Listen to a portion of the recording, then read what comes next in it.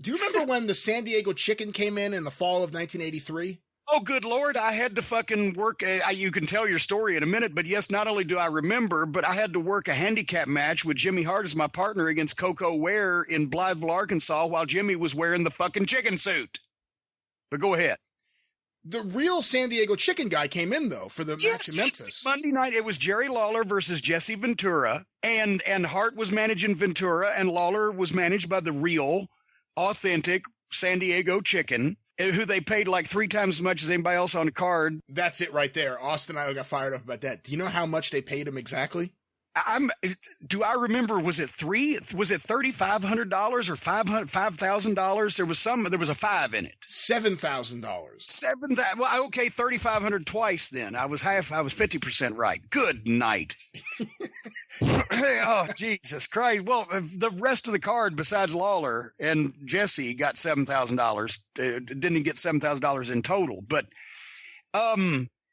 yeah, and basically the match was that whoever lost had to wear a chicken suit, but the gimmick was for a week, but the gimmick was Ventura was too big to get in the chicken suit, since obviously he was coming in from Minnesota. He wasn't going to wear the goddamn thing anyway. It was too big. He was too big for the suit, so they made Jimmy Hart wear it, and he had to wear it around for a week. And I didn't know this because I was on the buttermilk run. I wasn't there for the big chicken. I was in goddamn Water Valley, Mississippi with the Bruise Brothers, Pork Chop and Dream Machine. And so I come in the following Saturday night in Blytheville, and I walk in, and in Blytheville, that's where Plowboy Frazier knocked himself out walking into the locker room. You heard this story? No. Well, in Blytheville, Arkansas, it was an old building. I guarantee you Herb Welch was a rookie in this building, right? And you go underneath the bleacher seats in this opening that's a hallway that goes underneath the bleachers into this small, tiny locker room. And the opening is about 6.5 feet tall and about 4 feet maybe wide. And you go down, and at the end of it, there's a fucking door, and you open the door, and basically you're looking at the locker room on the heels. On the right-hand side is like a 10-square-foot area where you can get dressed with a bench. And right in front of the door is the toilet sitting on a fucking raised platform about a foot and with stalls beside it, but no door on it. So you're looking right at the toilet. And then on the left-hand side is one shower and a sink. That's the whole fucking heel locker room, right? So goddamn Plowboy Frazier following Jimmy Hart in one night. Plowboy is 6'10". They called him 7 feet. And I mentioned, I believe the opening's only 6.5 feet high, right? So he's not paying any attention, and he's going, all right. He's the Lone Ranger. So he's got the Lone Ranger mask because he lost the loser leaves. So now he's disguised. Nobody can tell it's Plowboy because he's wearing a Lone Ranger mask. 6'10", 445 pounds. He's fucking walking in. Jimmy Hart's carrying the goddamn 6 bags and 7 canes. He's got 3 hats on his head, and he goes right through the thing with no problem. Plowboy's fucking with the people and didn't look and walked full speed right into the goddamn overhang. Bam! And fucking dropped him. He fell in the entranceway, and because he was almost as big around, wide at least, as the goddamn entrance was, he was knocked out, but they couldn't get him out. They couldn't get him up. He's like a piece of human cholesterol stuck in this fucking hallway. They're trying to pull him by his feet because they can't walk over him to get his fucking head. And finally, they get him up and around and pull him to his feet where he can get through that fucking door. And he sits there on the bench, and his fucking hands are shaking. He's like, neighbor, I don't think I can work tonight. But anyway, that wasn't this night. The night that I came in, and I didn't hit my head, I opened the door to the locker room, and there, sitting on the toilet, reading a newspaper with a chicken suit on, with the chicken suit pants down around his knees because he's on the toilet, and the chicken suit beak up over top of his head so he can see to read the paper, is Jimmy Hart.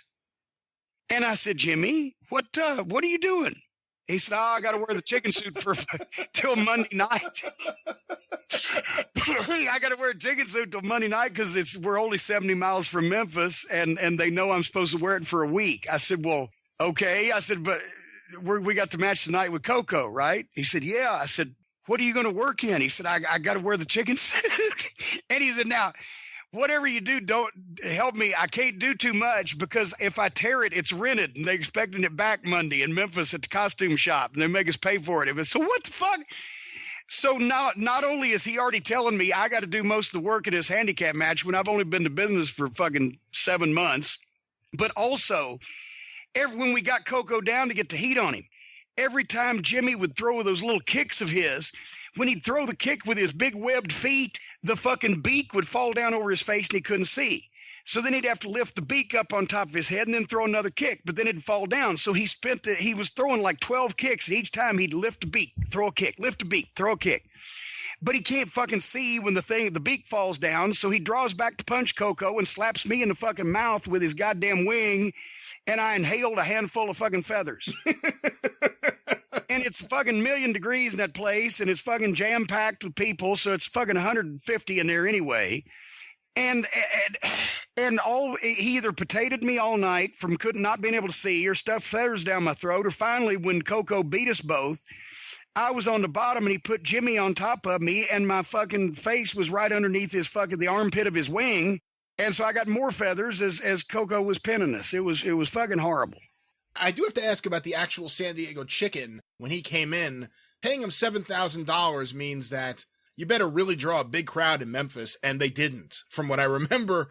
So no, it wasn't any better than normal. Exactly. And they were doing that summer. They were doing fucking 8,000 people a fucking Monday or more almost every week in '83. So it was the same thing it always was. So to make that money back, were you the person that took the Jerry Lawler San Diego Chicken picture? I was not, because I mentioned I wasn't even there. It was Owen who took the picture. No, I wasn't there. I was in some goddamn Buddy Wayne spot show, because there's 40 guys in the fucking territory. So they were running 2 towns a night. I wonder how he did on those pictures. I wonder if a lot of people bought a picture of Jerry Lawler with the San Diego. I don't know. I think that's what I think. The King was great at the big picture, but I think Jerry Jarrett probably was a more profitable booker sometimes, because between Jerry having 40 guys on the card and bringing in fucking San Diego Chicken, that was Jerry didn't give anybody. I love you, King, and I'm gonna see you in May in Memphis at your place on Beale Street. But he didn't actually give anybody his notice. He'd have 40 guys in the territory, in the opening match of Memphis on Monday night to be a 10-man tag, and the checks would drivel down to where you went up to him and said, Jerry, I sure hate to leave, but I got to go somewhere I can make some money. And he's like, oh, well, don't worry. There's no heat. You can come back sometime. The Teflon King.